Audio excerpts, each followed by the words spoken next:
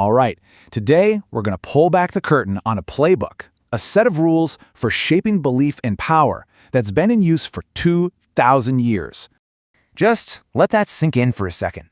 What if the big stories we all accept as fact, the very bedrock of how we see the past, weren't really historical truths at all? What if they were just part of a brilliant, incredibly successful public relations campaign? Because that's the wild idea we're diving into.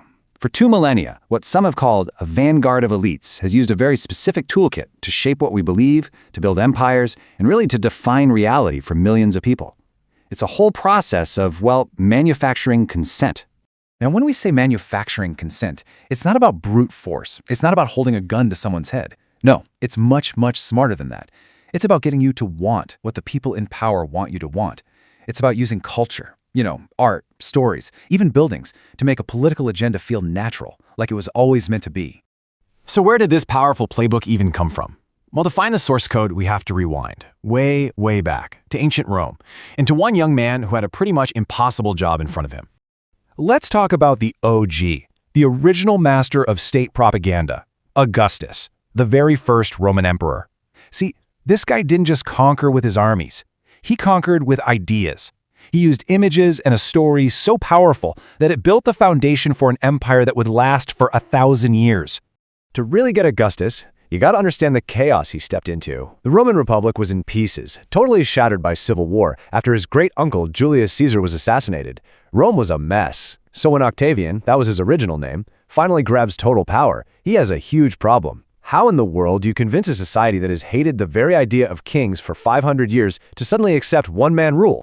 You don't do it with armies alone. You do it with a marketing strategy that is, frankly, genius. He had the epic poem The Aeneid, written to link his own family directly to the gods. He rebuilt huge parts of Rome in gleaming white marble, literally rebranding the city in his own image.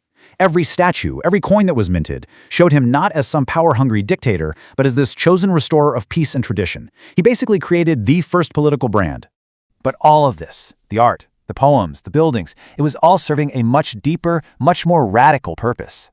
This wasn't just about propping up one guy. No, this was about changing the very source of authority and meaning for an entire civilization. You have to see this as a fundamental switch being flipped. For centuries, the ultimate authority came from the gods, from tradition. But Augustus started this slow, careful process of swapping that out and replacing it with the authority of the state. Your loyalty, your identity, your whole purpose in life. The goal was to redirect all of it from the gods to the emperor, from the temple to the government. And this process basically became a repeatable 3-step playbook. Step 1, you weaken people's faith in the old beliefs. Step 2, you give them a new, exciting story to believe in, a national myth. And finally, step 3, you give them new heroes and new symbols to look up to, icons that represent this new, state-centered belief system. Now here's where the story takes a massive leap. The Roman Empire eventually fell apart, of course, but this playbook, this set of incredibly powerful ideas, it didn't disappear. It was just put on the shelf, waiting for new students to come along and perfect it for a whole new era. Okay, let's hit fast forward, all the way to the 20th century. Because when you look at the big socialist states of that time, you see the Augustan blueprint come roaring back to life. And the goal was exactly the same. Replace the authority of traditional religion with the new, all-powerful authority of the state and its ruling party. And they used something we can call socialist icons to do it. Just think about the art that came out of those places. It's not just propaganda. It works like religious art for a world without God. You have the heroic muscular worker, the wise all-knowing leader, powerful symbols like the hammer and sickle.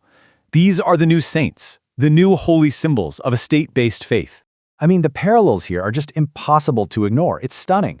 Augustus put his supposedly godlike face on every coin. Modern states put the leader's face on massive posters everywhere. Augustus paid for a poem about Rome's divine origin story. Modern states created their own sacred histories about their revolutionary struggles. It is the exact same strategy, just wearing different clothes. 2,000 years. Think about that for a second. The technology changed from a chisel and stone to a printing press and film. But the fundamental psychology, the core playbook for manufacturing consent, stayed almost exactly the same. So this all leads to the big question, right? We've seen how this playbook was written in ancient Rome and how it was perfected in the 20th century, but what does this timeless art of manufacturing consent mean for us, right here, right now? Let's just recap the core moves, because once you know what to look for, you start seeing them everywhere. It's always about telling a great story. It's about creating simple, powerful icons. It's about inventing a legendary past, and then using all of that to create a new, powerful group identity. The real trick is to make the official story so common, so widespread, that it stops feeling like a story and starts feeling like reality itself. And you have to remember the ultimate goal behind all of this. Whether it's a Roman emperor or a modern political party, the endgame of this 2,000-year-old playbook is to shift the center of gravity in a society. It's designed to make the state the final word on truth, on what's right and wrong, and on what gives your life meaning. So I'll leave you with a question to think about.